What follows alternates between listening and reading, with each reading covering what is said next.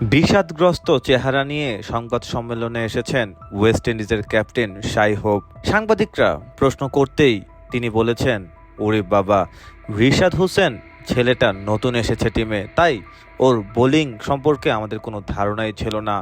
Video ফুটেজে তার কিছু বোলিং দেখেছি অনেকগুলো টিমের বিপক্ষে, কিন্তু বাস্তবে রিশাদ হোসেন এতটা কঠিন, এতটা পরীক্ষা দিতে হবে আমাদের, সেটা স্বপ্নেও কল্পনা করিনি। ওপেনিং পার্টনারশিপ এত ভালো হওয়ার পরেও আমরা মাত্র 133 রানেও অল আউট হয়ে যাব, তাও আবার রিশাদ হোসেন একাই 6 উইকেট নিয়ে নিবে, সেটা আমরা দুঃস্বপ্নেও ভাবিনি।